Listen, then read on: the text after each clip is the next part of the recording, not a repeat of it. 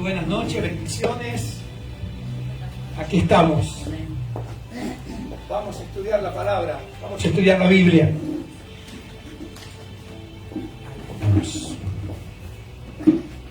Ahí está. Si trajiste Biblia, abrí tu Biblia en Deuteronomio capítulo 16. En tu celular, donde tengas la Biblia, vamos a leer y vamos a hablar de las fiestas. Hoy tuvimos fiesta, Mira vos, no es coincidencia, no es casualidad, no existen las casualidades. Tuvimos de fiesta hoy y vamos a hablar de las fiestas hebreas. ¿Lo encontraste? Ya tenés que traerlo marcado de Deuteronomio. Todos los martes estudiamos Deuteronomio. Dice la palabra de Dios: guardarás el mes de Abib. Eso es marzo, abril. Y harás Pascua a Jehová tu Dios, porque en el mes de Abib te sacó Jehová tu Dios de Egipto de noche. Y sacrificarás la Pascua a Jehová tu Dios de las ovejas y de las vacas en el lugar que Jehová escogiere para que habite allí su nombre. No comerás con ella pan con levadura. 7 días comerás con ella pan sin levadura, pan de aflicción, porque aprisa saliste de tierra de Egipto, para que todos los días de tu vida te acuerdes del día en que saliste de la tierra de Egipto. Y no se verá levadura contigo en todo tu territorio por 7 días, y de la carne que matares en la tarde del primer día no quedará hasta la mañana. No podrás sacrificar la Pascua en cualquiera de las ciudades que Jehová tu Dios te da, sino en el lugar que Jehová tu Dios escogiere para que habite allí su nombre. Sacrificarás la Pascua por la tarde a la puesta del sol, cerca de las 6 de la tarde, a la hora que saliste de Egipto. Y la asarás y comerás en el lugar, y repite, que Jehová tu Dios hubiera escogido. Y por la mañana regresarás y volverás a tu habitación. 6 días comerás pan sin levadura, y el 7º día será fiesta solemne a Jehová tu Dios, no trabajarás en él. Amén. La Pascua. Nosotros tenemos todos los años una celebración que se llama Pascua, ¿verdad? Pero no es la Pascua que habla acá. Es una Pascua medio híbrida, medio entreverada con paganismo, con cosas de brujería y de hechicería. Que eso es para estudiarlo en otro tema, porque las cosas que se hacen en la Pascua occidental tienen más de brujería que de fe. Pero la Pascua verdadera, que es en el mes de marzo, abril, consistía en sacrificar un corderito chiquito, de 1 año más o menos, y lo tenían que separar y guardarlo durante 4 días para que no se lastime, para que no le pase nada. Tenía que estar impecable el cordero. Debía ser guardado durante unos días antes del día de la Pascua. Entonces, ¿quién se encargaba de cuidar al cordero? El padre de familia, el sacerdote de la casa, el hombre de la casa. Lo guardaba y decía, este animalito reúne las condiciones para la Pascua. Se lo separaba y se lo alimentaba por separado, y se lo cuidaba entre algodones para que no sufra ninguna herida, porque no tenía que tener ni una sola falla en su cuerpo, ni siquiera una pezuña quebrada, y tenía que cuidarlo durante 3 o 4 días. Fíjate que cuando Jesús vino al mundo, el Padre durante 30 años lo cuidó, lo protegió a Jesús, para que Él pudiera ir a la cruz intacto. Dios estuvo con Él, lo protegió, y cuando comenzó el ministerio, a pesar de todas las cosas que le hicieron, el Padre siempre lo guardó. Cuando lo quisieron apedrear, el Padre lo guardó. Cuando lo quisieron tirar despeñarlo desde una altura, el Padre lo guardó. Los ángeles lo cuidaban, porque el Cordero tenía que llegar intacto a la cruz. Eso es lo que está diciendo acá. Esto es profético. Esto sucedió 4000 años antes. y estaba señalando a Cristo, nuestro Cordero. Este era un animalito, solamente se hacía como recordatorio. Nosotros tenemos a Cristo, que es más que un corderito. Es el Cordero de Dios que quita el pecado del mundo. Y fíjate, es el Cordero de Dios, no es el Cordero de un padre de familia. No es el Cordero de la iglesia de aquí ni de la iglesia de allá. Él es de Dios. Y el corderito tenía que ser cuidado de tal manera que llegue al día de la Pascua inmaculado. Entonces era degollado, su sangre iba a parar en una palangana porque había que desangrarlo y la carne se asaba. Y se comía todo junto, la familia, y no tenía que quedar nada para el otro día. Cuando Israel estaba en el desierto, cada uno hacía su cordero en su habitación o en su carpa. Pero luego cuando Dios puso el tabernáculo, el templo central, todos tenían que ir a ese lugar a sacrificar. Mientras estaban en el desierto no podían andar construyendo templos cada 15 kilómetros.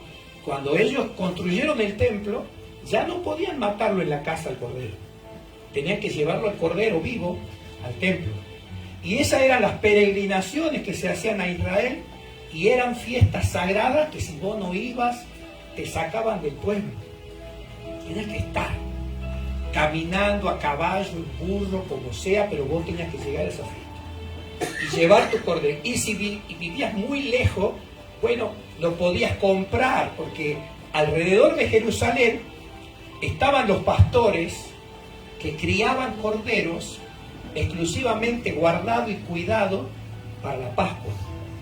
Ellos se encargaban de cuidarlo para que no les pase nada y poder venderlo a los corderitos a la gente que venía de muy lejos. Podía venir con un cordero. Eran caminos de 3 días, 4 días, podía pasar de todo. Entonces la gente traía dinero y compraba. ¿Y dónde estaban los pastores? Exactamente donde estaban los pastores cuando los ángeles les dijeron: hoy les damos buenas, de gran gozo ha nacido el Salvador. Ellos eran los pastores que cuidaban las ovejas para esas fiestas, mantener a los corderos sanos y salvos, y no sabían que ahí en medio de ellos había nacido el Cordero. Y mira, el mensaje número 1 de la llegada de Jesús la reciben los pastores. Dios bendiga a los pastores, ¿sí? No le dio un mensaje a un profeta ni a un apóstol.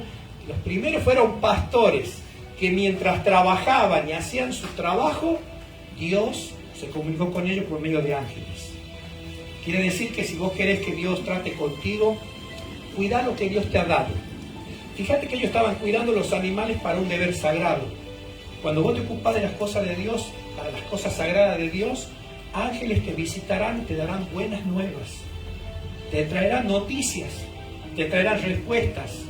Tus oraciones serán contestadas mientras vos cuides lo que Dios te ha mandado a cuidar.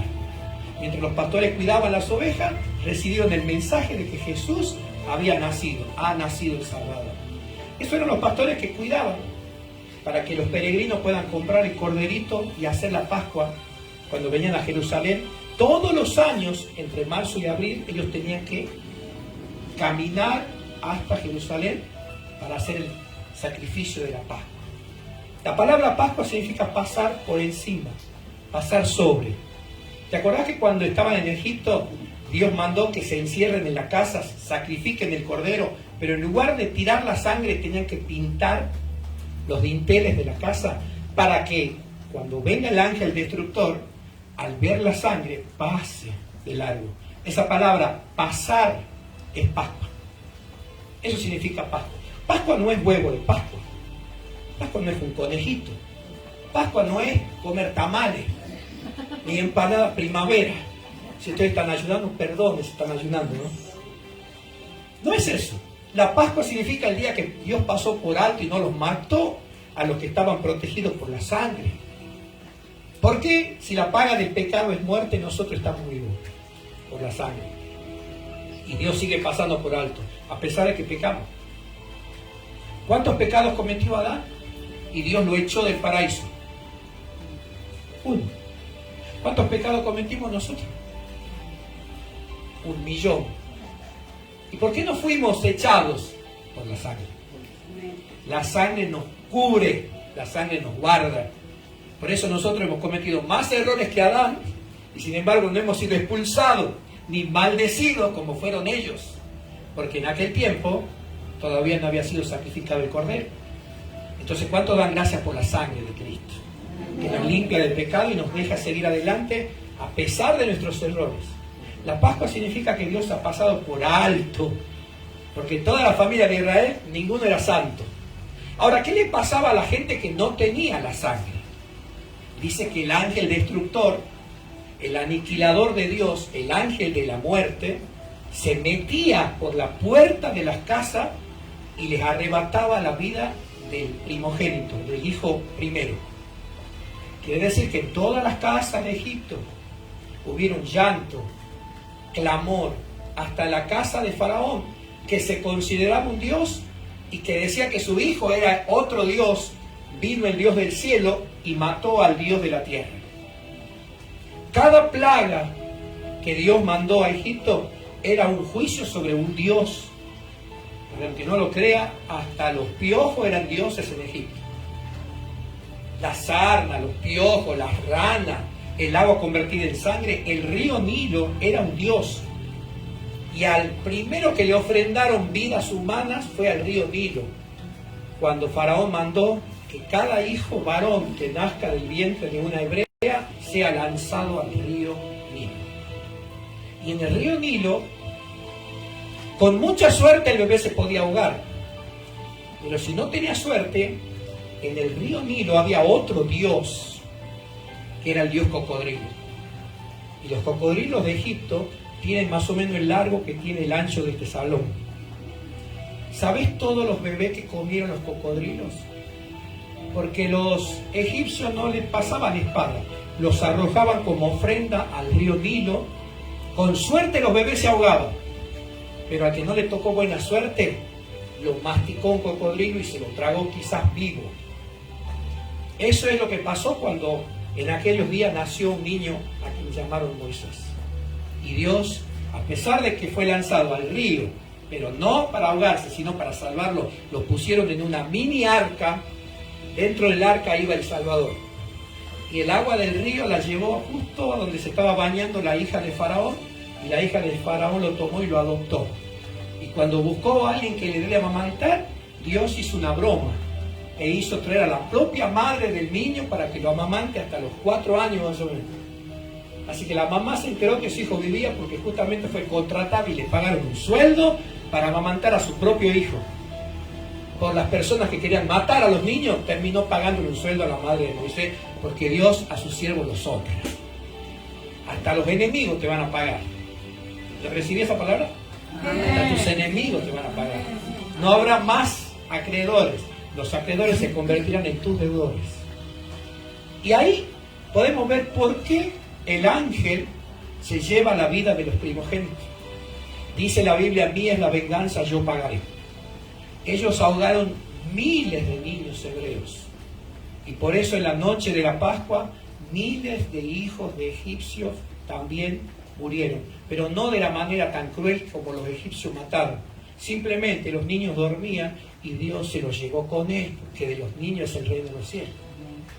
Dios se los llevó dulcemente, no masticados por cocodrilo ni ahogados en el fondo del Nilo. Porque nuestro Dios es bueno.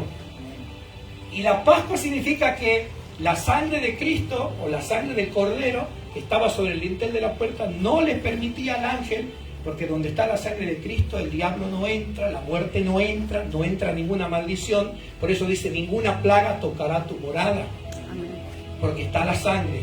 La sangre es para aquellos que están adentro. Porque si vos ponías la sangre en el dintel, pero el ángel te encontraba afuera de la casa, morías. Quiere decir que por más que vos digas la sangre de Cristo tiene poder, si vos no estás metido en el cuerpo de Cristo, si vos no estás metido en la iglesia, si vos no estás metido con Dios, vos estás desamparado. Vos podés decir, yo soy hijo de Dios. Bueno, demostrame que permaneces en Cristo. ¿Y cómo sé que permanezco? ¿Cómo sé que estoy adentro? Porque guardo sus mandamientos. Porque obedezco. La Biblia me dice orad sin cesar. Y yo oro sin cesar. La Biblia me dice que tengo que escudriñar la Escritura. Y yo me dedico todos los días a escudriñar la Escritura. La Biblia me dice que yo tengo que ayunar. Y yo ayuno. Me dice que no debo faltar a las reuniones. Yo no falto a las reuniones. Me dice que tengo que compartir el Evangelio con otros y lo hago. Me dice que tengo que perdonar y lo hago. Me dice que yo tengo que ser paciente. Y soy paciente. Por fuera y por dentro. Me dice que yo tengo que dar amor a cambio del odio. Que tengo que ganar con el bien al que viene contra mí con lo malo. Que no debo ser vengativo, rencoroso, codicioso. Todo eso respeto y eso quiere decir que estoy adentro. Entonces, la maldad, la maldición, la brujería, el umbanda, la magia negra, pasan de largo, no pueden entrar porque la sangre está y yo adentro. Si no estás adentro, Dios no te puede cuidar. ¿Qué dice el Salmo 91? El que habita, ¿qué dice? Habita, nadie puede habitar viviendo afuera de la casa. El que habita al abrigo del Altísimo morará. Morar significa vivir dentro, bajo la sombra del Omnipotente. Cuando vos te salís de la protección de Dios, todo lo que dice el Salmo 91 que no te va a pasar, te va a pasar. Ay, profeta, vivo enfermo. La Biblia dice, ninguna enfermedad tocará tu morada. Me levanto yo, cae mi marido. Se levanta mi marido, cae el hijo. Se levanta el hijo, cae el sobrino. Cae. Cuando ya no queda familia, se enferma el gato, el perro, el loro. Aleluyita. Bueno, algo está pasando, porque si yo salgo a caminar bajo la lluvia y tengo paraguas, no me voy a mojar, pero si salgo sin protección, seguro que me empapo. Dios tiene que ser tu protector todo el tiempo, tienes que vivir bajo la sombra del Omnipotente. Jesús dijo, ¿cuántas veces quise juntar a tus hijos como la gallina junta sus polluelos? ¿Cuándo es el único momento que la gallina los junta todos los polluelos? No, nunca han tenido gallina ustedes, no, ustedes crían águila. Cuando está lloviendo, cuando hace frío, cuando es de noche, la gallina los amontona y se les tira encima y los cubre con sus plumas. La gallina no anda caminando todo el día con los pollos abajo. Durante el día los pollitos salen y andan picoteando, jugando, se les suben a la gallina. Pero cuando llega la noche, todos los pollitos se unen y se meten bajo el abrigo de la mamá. Quiere decir que para que nosotros podamos atravesar la noche, porque dice que la Pascua fue de noche, versículo 1. Dios te sacó de Egipto de noche. Él te protege en tu noche oscura. Él te protege en tus dificultades. No tenés que recurrir al pastor cuando tengas problemas. Recurrí al Señor, Él te va a dar abrigo. Y el abrigo es orar, buscar, clamar, meterte con Dios. Decía, acá no me muevo. Porque el Señor dice en una palabra, en quietud y en reposo estaréis seguros. Quiere decir, cuando yo descanso en Él, en momentos de dificultad, en lugar de salir a querer yo pelear contra todo lo que me está pasando, me quedo tranquilo y reposo y descanso en Dios, ya estoy bajo la protección del Altísimo. Y las saetas, las flechas, las pedradas pueden pasar volando, no me tocan. Hace unos años atrás, cuando todavía teníamos una gallina, una me quedó, porque las otras se cayeron dentro de una olla. Y teníamos una gallina que se llamaba Gertrudis.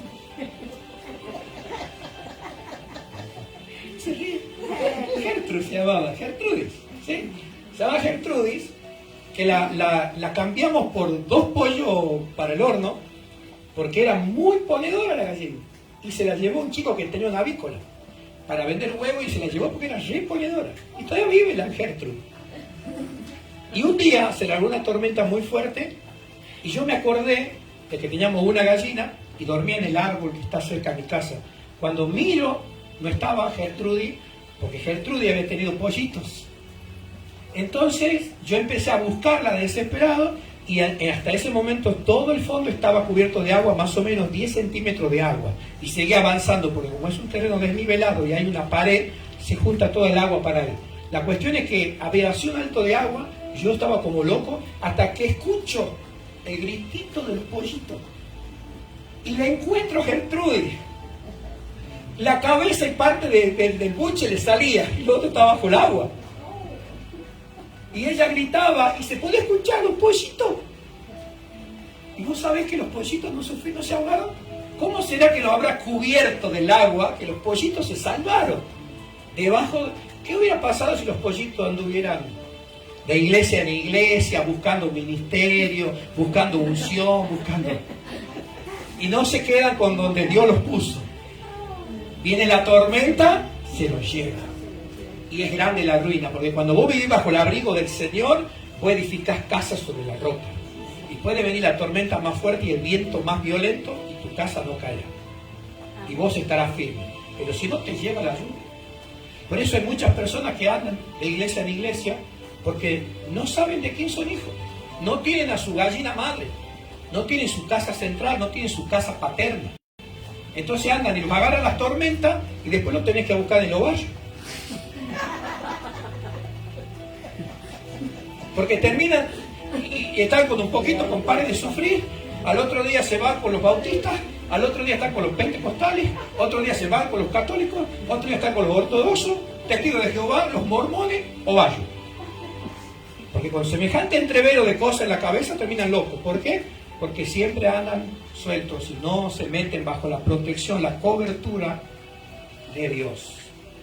Y Dios te va a poner en un solo lugar, como dice acá, en el lugar que Jehová escogiere, ahí te vas a quedar y ahí yo te voy a proteger. Entonces la Pascua significaba eso, meterme dentro de la casa, que significa meterme en la presencia de Dios, como dijo Cristo, cuando quieras hablar con el Padre, ¿qué dice? Sal de tu cuarto y párate en el patio. No, métete en tu cuarto y cierra la puerta, adentro, y habla con tu Padre. En lo secreto está Dios. En el silencio tuyo, Dios habla.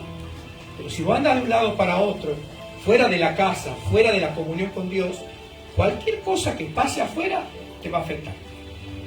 Pero si vos sos mujer de oración, nada te puede afectar. Si vos sos hombre de oración, nada te puede afectar. Como dice uno de los salmos, Dios es nuestro amparo y nuestra fortaleza, nuestro pronto auxilio en la tribulación. Aunque se traspasen los montes a la mar y aunque la tierra tiemble, yo estaré confiado. ¿Por qué? Porque estoy bajo el amparo de Dios, estoy bajo la mano de Dios, ¿sí? Así que vos tenés que vivir bajo la mano de Dios. Sí, Cristo ya derramó la sangre, sí, Cristo te aplicó la sangre, pero quédate adentro. No andes probando aquí y allá a ver quién me puede dar una palabra profética. La palabra profética más segura la tenés en la mano. Amén. Cuando Dios quiere hablarte, te va a hablar en el cuarto secreto y te va a llevar a la Escritura. Dios me habló a mí a través de la Escritura. Lucas capítulo 5. No temas, desde ahora serás pescador de hombres. Así nació este ministerio hace más de 11 años.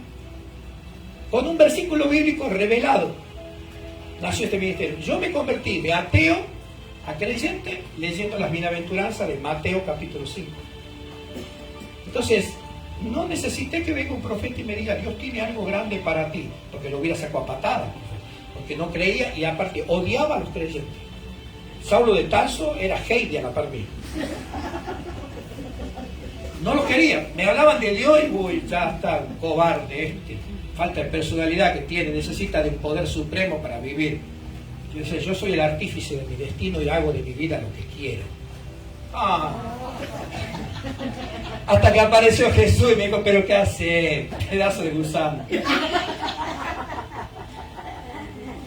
Pero gloria a Dios que el gusano se hizo mariposa. Dios le dio ala al gusano, era gusano, pero yo no soy gusano, no tampoco. Entonces la Pascua significa eso, estar bajo la protección de la sangre de Cristo, bajo un pacto y metido adentro. Los israelitas tenían que estar adentro y tenían que comer apresuradamente. ¿Sabes por qué? Porque cuando Dios dice, si oyeres hoy su voz, no endurezcas tu corazón. ¿Qué hubiera pasado si yo no hubiese escuchado o no hubiese atendido a la voz de Cristo ese día que Él me llamó a los 19 años? Y me hubiese levantado y hubiese salido de la habitación y no hubiera permitido llorar, porque yo decía que los hombres no lloran. Y de pronto me tocó así, me caían lágrimas y me dijo, ¿por qué estoy llorando? Y mi papá me enseñó que los hombres no lloran, que el llanto es para los niños y para las mujeres. Entonces, como yo ya tenía 19 años, Llorar para mí era un signo de debilidad. Ni cuando moría alguien querido lloraba, para mostrarme fuerte, duro, ¿no? ¿Qué hubiera pasado si yo hubiese huido? Si no hubiese tomado apresuradamente la decisión de recibir a Cristo. Por eso la Pascua se la come apresuradamente, algo que lo tenés que hacer ya.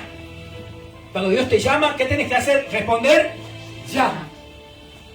Hay un evangelista llamado Moody, fue uno de los más grandes evangelistas que hubo, y dice que él había predicado un mensaje tremendo en la ciudad de Boston, en Estados Unidos. Pero algo le decía que haga pasar a la gente y que haga la oración de fe. Pero él dijo, la próxima semana les voy a hacer la oración de fe, porque quiero volver a predicarle un poco más.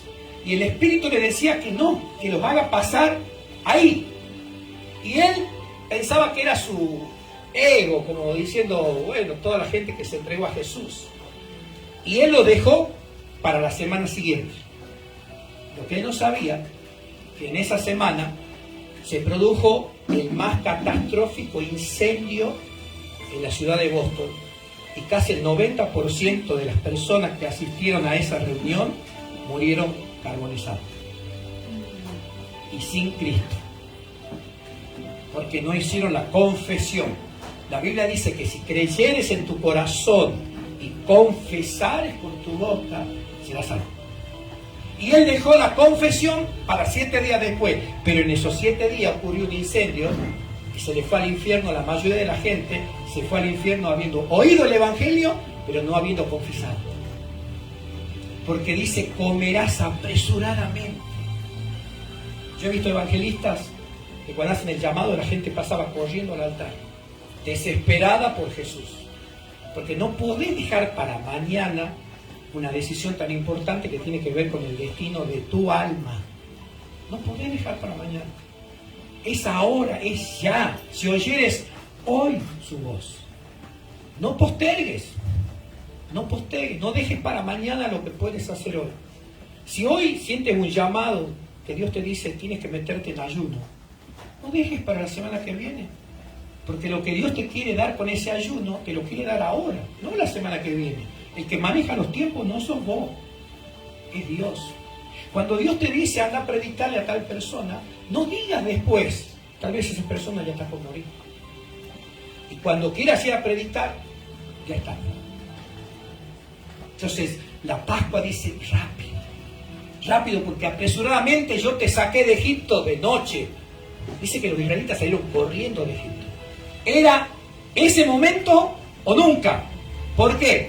Aprovecharon el momento de máximo dolor de todas las familias egipcias, incluida la de Faraón, que mientras estaban llorando por la muerte de sus hijos, descuidaron que los israelitas estaban saliendo. Entonces salgan rápido porque ya les va a pasar el dolor y le va a venir la rabia y van a querer vengarse. Entonces salgan rápido porque si no, no los van a dejar salir. Y cuando ellos iban saliendo, ya los egipcios venían armados. Rápido se olvidaron del dolor y vino el odio. ¿Y cómo lo dejamos salir? Dice que despojaron a los egipcios. Que cuando empezó a morir todo eso y empezó a salir, algunos de la población de los egipcios se pasaron a los israelitas, se sumaron a los israelitas y se metieron en la caravana. Pero los otros, que se les murieron los hijos, es como que te pase a vos, suponte. Alguien viene y mata a tu hijo y vos te enterás que el que mató a tu hijo está en la esquina tomando. ¿Qué vas a hacer? Bueno, ahí estaban los israelitas, los culpables de que se mueran todos los chicos, según ellos. Pero no era culpable, era Dios equilibrando las cosas. Ellos mataron a todos los niños hebreos. Bueno, ahora Dios se llevaba a todos los hijos egipcios, pero se los llevaba para Él. Se los llevaba salvos. Está en el cielo. Y dice que le dijo, es rápido, rápido. Y no coman pan con levadura, le dijo. Porque cuando vos haces un asado, no puede faltar el pan. ¿Verdad? Vamos a orar para que podamos comer asado. O sea que vamos a tener una oración por milagros esta noche. ¿Sí? Entonces dice, coman pan pero sin levadura. ¿Por qué sin levadura? La levadura en la Biblia representa el pecado. Entonces, si vos entraste en Cristo, vos estás en Cristo, cubierto por la sangre, vos con el pecado, así hace, nada que ver. No tenés nada que ver. Ahora, ¿el cristiano puede pecar? Sí, pero no puede vivir en pecado.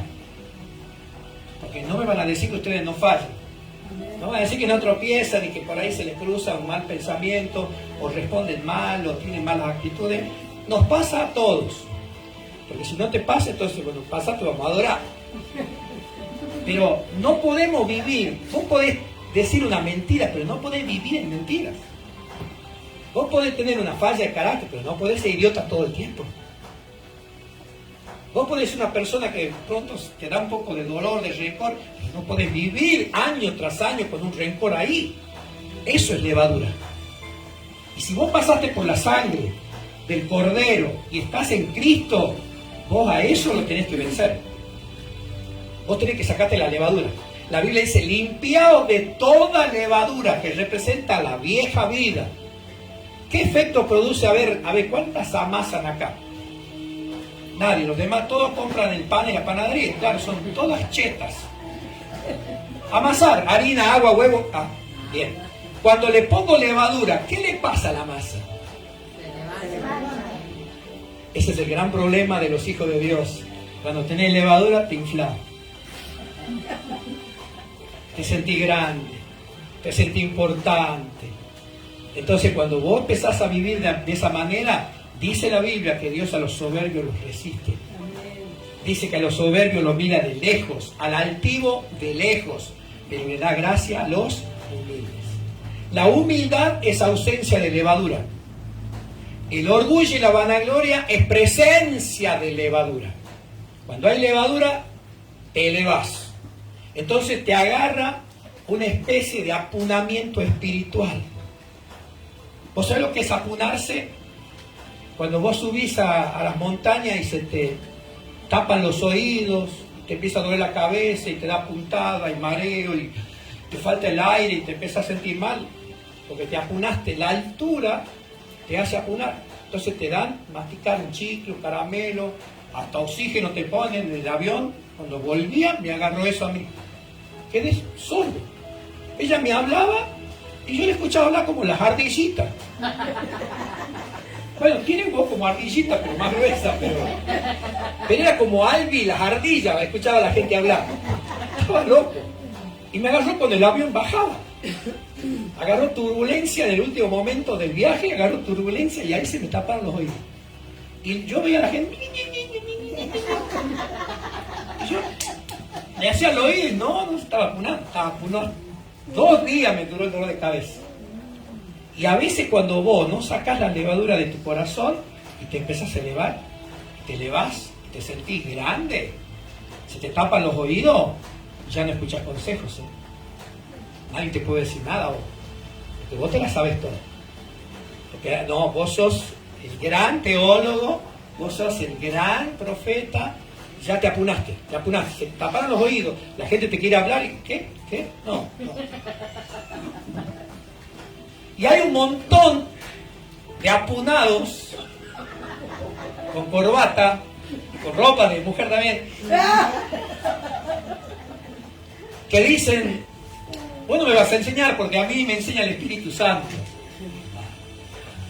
¿A cuántos metros de altura estarás? Estás tan apunado que ya no podés escuchar el buen consejo de un pastor o de una hermana que tal vez te viene a dar un buen consejo, pero no, vos a mí no me vas a enseñar. Yo tengo años de ministerio, he caminado con Cristo, años.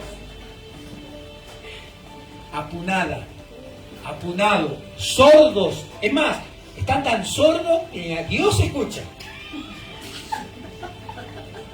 Son tan buenos que ni Dios te puede usar, porque estás lleno de levadura y leudó esa masa dentro tuyo. Entonces, por más que Cristo haya dado su vida por vos, por más que estés dentro del cuerpo de Cristo en una iglesia, pero dice la levadura fuera. Primera de Corintios, no está ni nota, pero no tomé ninguna nota hoy.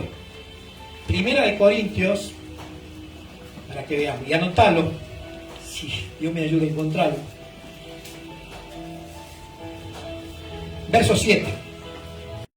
Verso 6, para que veas el contexto. Primera de Corintios 5, 6. No es buena vuestra jactancia. ¿Qué dice? Jactancia. ¿Qué es jactancia? Alabarse a uno mismo. Sentirse importante, como dice mi esposa, la Coca-Cola del desierto. ¿Sí? Dice, no es buena vuestra jactancia. ¿No sabéis que un poco de levadura leuda toda la masa? Ay, ay, ay. Un poquito de jactancia. Un poquito de orgullo que vos dejes entrar empieza a leudar. Vos no necesitas mucha levadura para leudar la masa, ¿verdad? Para 1 kilo de harina no necesitas 1 kilo de levadura. Es poquito, pero esas pequeñas zorras echan a perder tu vida. Un poquito que te la creas, ya leudaste. Y vos no servís para el servicio a Dios. Porque si los judíos llegaban a hacer eso en la fiesta de Pascua, dice que quedaban excluidos del pueblo de Dios. ¿Sabés qué significa eso? Lejos de la protección divina. Porque cuando vos estás en pecado, vos estás sin protección. Dios no protege a los pecadores. Dios los mira de... ¿Y quién los agarra? Aquel que anda como león rugiente buscando a quien devorar. Y yo te voy a decir un secreto.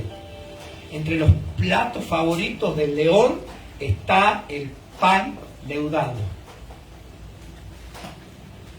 Y dice el versículo 7, limpiaos, límpiense, pues de la vieja levadura, para que seáis una nueva masa, sin levadura como sois, porque nuestra Pascua, que es Cristo, ya fue sacrificada por vosotros. Cristo ya fue sacrificado, pero vos tenés que cuidar tu cuerpo, tu vida espiritual, que no se llene de levadura. Cuando vos veas a un hermano que vive enojado, que vive, vos hermano, vos estás leudado, Preguntale que está a la par, pedazo de bendición, vos estás leudado.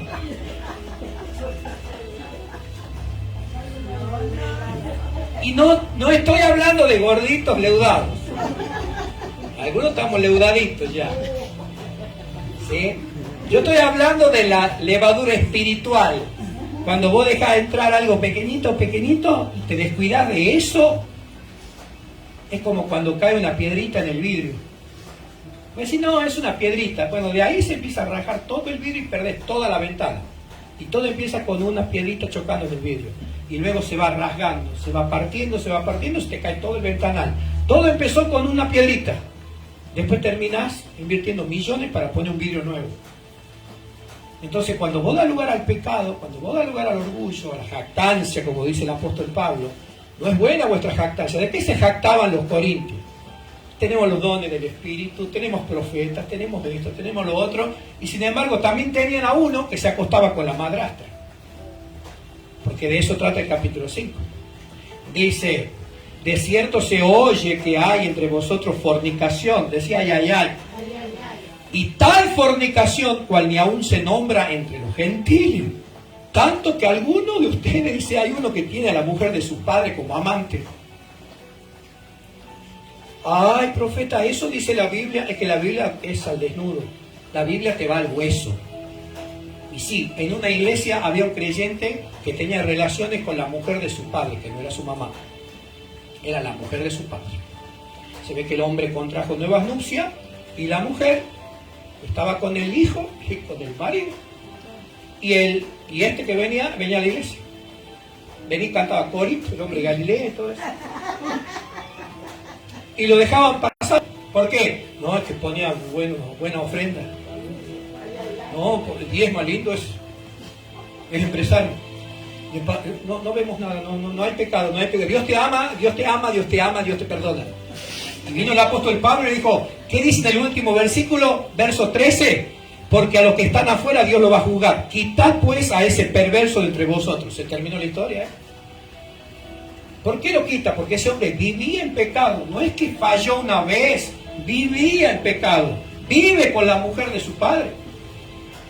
No es que cometió un error. Si comete un error y se arrepiente, lo restauramos. Pero si él sigue recibiendo, ese tipo ya tiene la levadura metida adentro. ¿Y qué le dijo? Quítenlo. ¿Qué dice la palabra de Dios? Que el que no come la Pascua como Dios manda debe ser quitado del pueblo. Y ustedes me dirán, ¿pero qué tiene que ver la Pascua? ¿Qué tiene que ver la Pascua? Nosotros tenemos un recordatorio mejor que la Pascua. Se llama la Santa Cena. Porque la Pascua es una señal, un símbolo que apunta a la cena del Señor. Nosotros no recordamos la salida de Egipto, pero recordamos la salida del mundo. Nosotros no fuimos perseguidos por egipcios, pero los demonios nos persiguen. Tenemos lucha contra ellos. No contra carne y sangre, pero hay demonios que nos persiguen. Esos demonios que una vez salieron de vos, ¿te gustan? ¿Te gustan? ¿Vos fuiste una persona que te gustaba la timba? La timba te va a seguir hasta encontrar una debilidad. Por ejemplo, que te quedes sin trabajo, sin plata, y viene el susurro. Y apostá, y anda al casino, vos eras suertuda.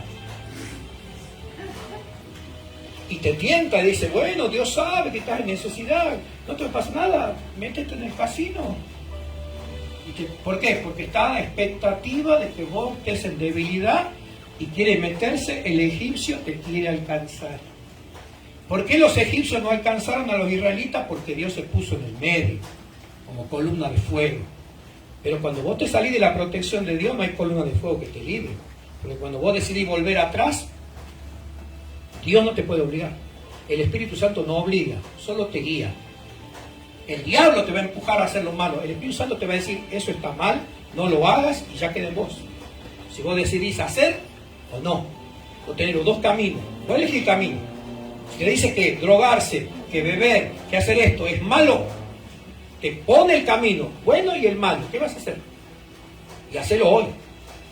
Porque hay mucha gente que viene y dice, ay, no hay algún centro de rehabilitación.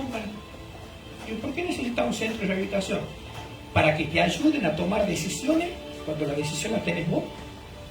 Si vos querés cambiar, vení, vamos a orar, escuchá la palabra y la palabra te va a limpiar y te va a liberar. Pero es cuestión de que vos quieras. Es que, ¿qué pasa? Que la gente quiere que otros, los médicos, los especialistas, nos ayuden, pero si vos no lo querés, si vos no pones tu parte, si vos no decís, quiero salir de esto, me doy cuenta que estoy hundido hasta el cuello, necesito salir y voy a hacer todo lo que me digan, ahí sí vas a salir. Pero si no puedo salir porque no me han ayudado, porque no tienen amor, porque no me han cuidado, le está echando la culpa a otro, entonces en realidad no querés. Todo lo que haces lo haces para echar la culpa al otro. El pecado lo tenés que sacar vos. Por eso dice, limpiaos. No dice pídanle a Dios que los limpie, límpiense ustedes. Si vos sabés que sos orgullosa, copetuda, renuncia al copete y andá con la cabeza agachadita. Aleluyita.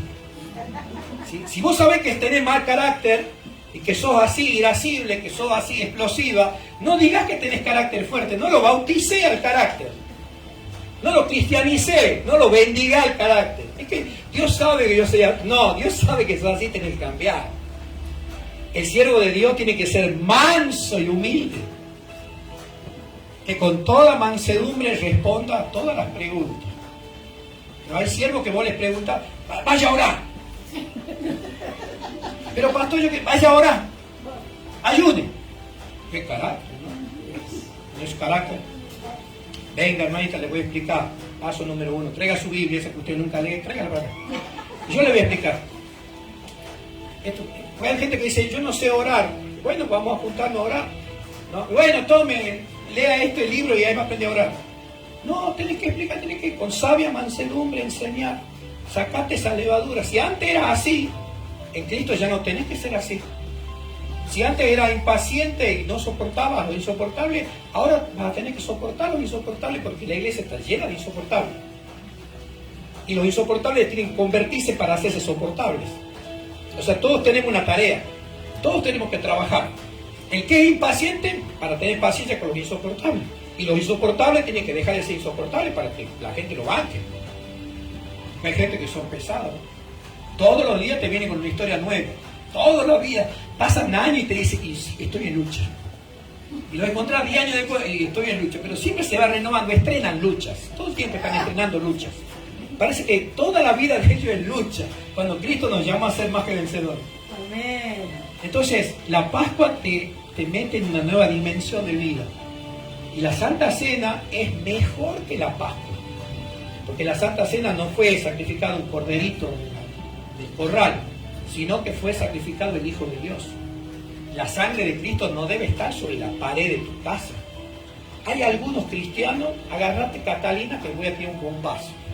Hay cristianos que andan metiendo sangre de Cristo en el auto, sangre de Cristo acá, pongo la sangre de Cristo en la silla, pongo sangre de Cristo en la cama. ¿Quién te ha dicho a vos que la sangre de Cristo se aplica a los muebles? La sangre de Cristo es para limpiar tu pecado y nada más. No es una cosa, una fetiche que va a andar tirando sangre por todos lados. Pobre Cristo, ya no debe tener sangre, dijo mi suegro, tanto que usa la sangre de Cristo para todo. Y la sangre de Cristo sobre la silla, aplica la sangre de Cristo en la puerta, aplica la sangre de Cristo en el baño, aplica la sangre de Cristo en el fondo, aplica la sangre de Cristo a tu suegra. Aleluyita. La función de la sangre de Cristo es limpiar tu pecado. Si vos no querés que el diablo te haga estrago, viví en santidad y el diablo solo se va. Pero el diablo está, como dijo Cristo, donde está el cuerpo muerto, ahí se juntan los buitres. Cuando hay pecado en tu vida, por más que vos le pongas sangre de Cristo a todos los dormitorios, si vos vivís en pecado, vos tenés, pero demonios haciendo fila en tu casa. Entran y salen, abren la heladera, comen y se van. Por más que vos andes, la sangre de Cristo tiene poder, la sangre de Cristo tiene poder. Dolor Albero, ayúdame a cantar, la sangre de Cristo tiene poder. Aunque venga Dolor Albero y que la cante. Vos no necesitas andar invocando la sangre de Cristo. Vos tenés que vivir en obediencia a Dios y dice que el ángel de Jehová acampa alrededor de los que le temen y los defiende. Amén. No dice que la sangre acampa a tu alrededor. Entonces dejá de andar poniendo sangre en todo. Hay que ungir con sangre el auto para que no choque. No, aprende a manejar. Vamos a ungir la moto. No, aprende a manejar, sé prudente y comprate un casco. Y maneja despacio, porque a los 80 kilómetros el ángel ya abandona. Seguí bodes, hasta acá llego. De los 80 kilómetros para adelante ya va solo, Entonces no se trata de todo la sangre de Cristo. La sangre de Cristo te limpia del pecado a vos y punto. Entonces, la Pascua es el anticipo de lo que iba a ser la cena del Señor. Está clarito lo que es. ¿Cuándo se celebraba? Entre marzo y abril. Y después de la Pascua, venían los 7 días. Jesús murió en una Pascua. Jesús murió ese día viernes entre las 6 de la tarde y las 6 de la mañana del otro día. En ese momento Jesús ya estaba muerto. A las 3 de la tarde Él entregó su espíritu, a las 6 ya estaba enterrado. Entonces el Cordero de Dios ya murió. Ahora, después de ese día serían 7 días, una semana más, que se llamaba, y está ahí, no lo vamos a leer, pero te lo voy a decir nomás. 7 días llamados los panes sin levadura. Ahí donde yo te dije, nada de levadura. 7 días sin comer. No tenía que haber levadura ni en la alacena de la casa de los judíos. Había que tirar toda la levadura. Después de eso sí podías poner, pues se trata de un símbolo.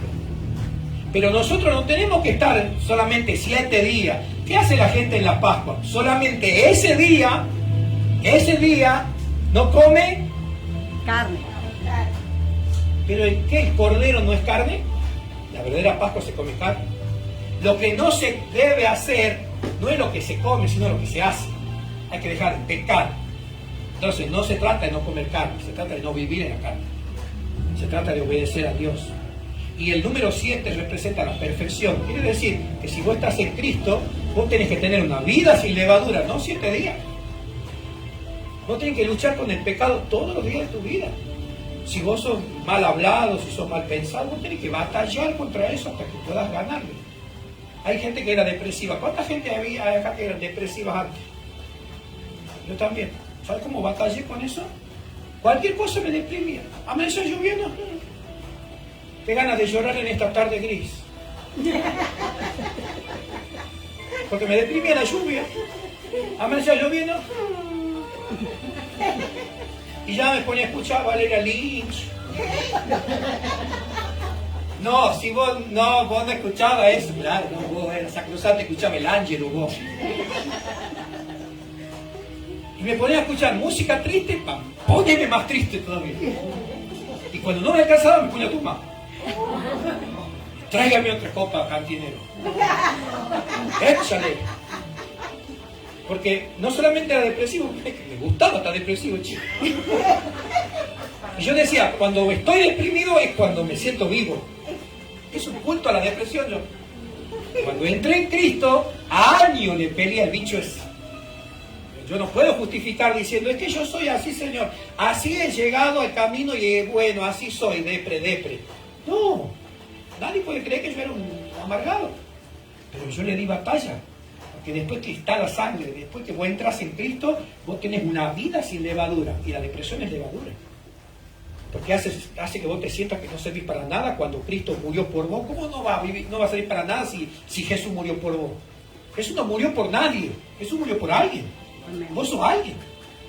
Él tenía un plan contigo. Vos no estás acá por casualidad ni porque caíste de golpe acá. Dios te trajo porque tiene un plan. Entonces, ¿cómo vas a decir que la vida no tiene sentido y que no servís para nada? Eso es un pecado que vos tenés que sacar. Es un espíritu malo que tenés que arrancar de tu vida y pelear como la peleó el pastor. Y le pudo ganar. ¿Ya le ganaste a la depresión vos? ¿Sí o no? ¿Ya podés sonreír? ¿De verdad sonreís? Porque cuando vos estás deprimido no puedes sonreír, hacer una mueca nomás, pero no sonreís nada. Entonces es una vida sin levadura. Luchar contra el pecado. Pablo le decía el pecado que mora en mí. Y era el apóstol Pablo, y él reconocía que había un pecado en él. ¿Cuál habrá sido? No sé, no lo dice. ¿Por qué quiere saber? ¿Todo quiere saber? Había un pecado en él con el que él batallaba. Tal vez se desanimaba, tal vez era una persona que se enojaba mucho, pero dice, el pecado que mora en mí, maldito sea, pobre, miserable de mí. ¿Hasta cuándo voy a vivir así? Él se quería morir rápido, porque cuando vos te morís ya no luchás contra el pecado.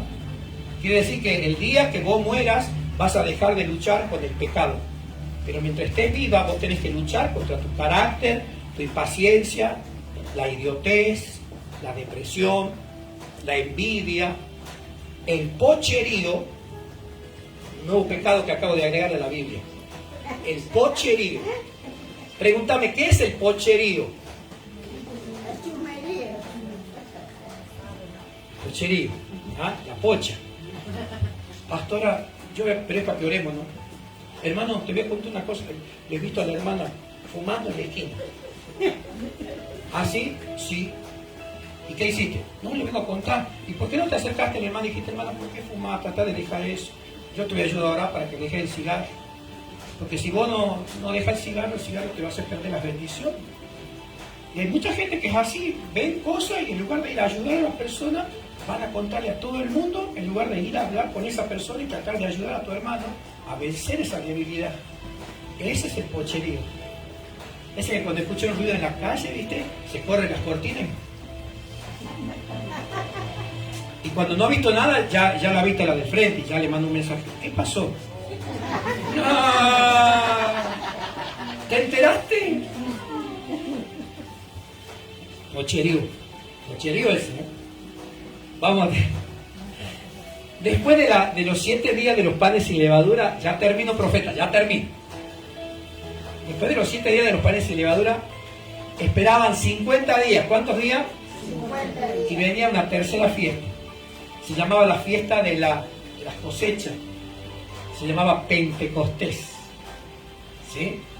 ¿Qué pasó en Pentecostés? Pentecostés sucedió 50 días después de la muerte de Cristo. Cuando termina la Pascua se cuenta 49 días y al siguiente se celebra la fiesta de las cosechas. Y eso se llama Pentecostés. La gente tiene que ir otra vez a Jerusalén. Es más, la gente, prácticamente algunos se quedaban ya porque dicen, nos quedamos ir. Nos quedamos para... Eso será en mayo, junio. La Pascua en marzo, abril. Y lo otro era entre mayo y junio. La fiesta de las cosechas. A donde llevaban el trigo recién cosechado, la abundancia de bendición, llevaban unas primicias, ramitos de trigo, y se los presentaban al templo, como diciendo, Dios me bendijo con esta cosecha, yo traigo las primicias al templo, y eso se hacía en Pentecostés. Pero sucedió que en Pentecostés del Nuevo Testamento no solo pasó que la gente venía con ramitos de trigo, sino que sucedió algo ahí. En el aposento alto llegó el Espíritu Santo.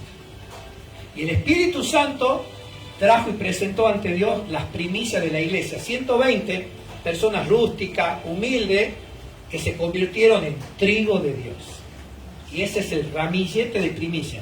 De esos 120, hoy somos millones. Esa fue la primicia, porque todo lo que dice la ley es algo simbólico.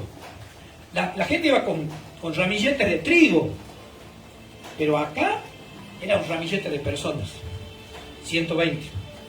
Fueron presentados, dice que la agarraban a las ofrendas y las mecían arriba, y ellos estaban en el aposento alto, y se las presentaban a Dios. Entonces en Pentecostés llegó el Espíritu Santo, y esa fue la fiesta de las fiestas.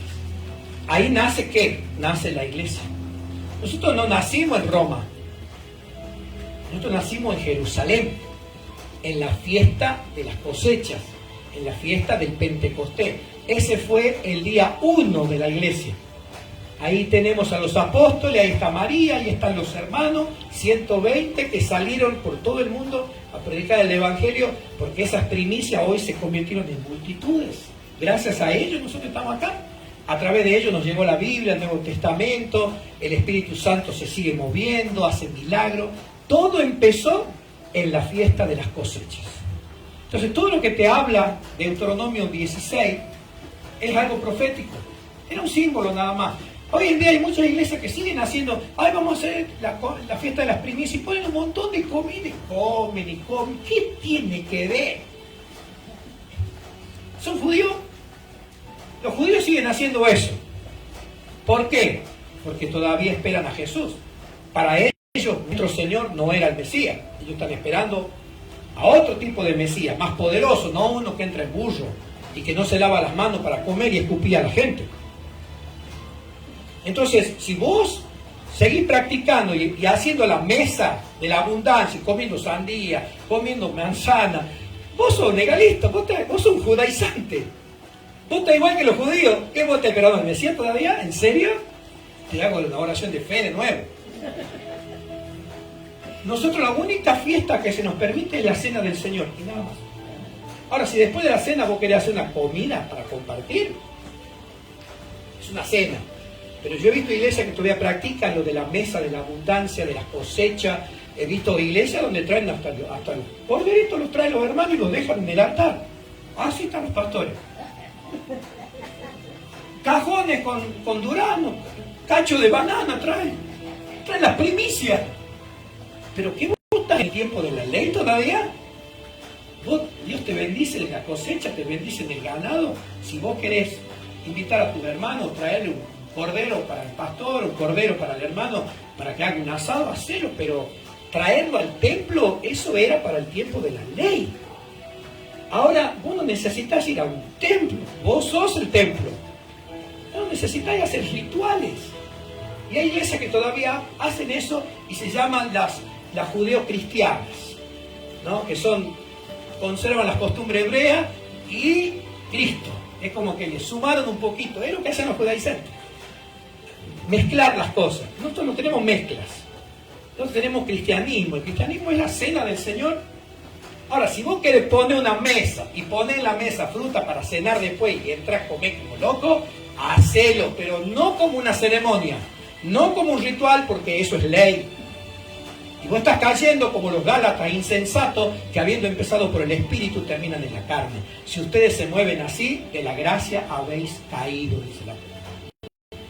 Entonces nosotros tenemos solo la cena del Señor.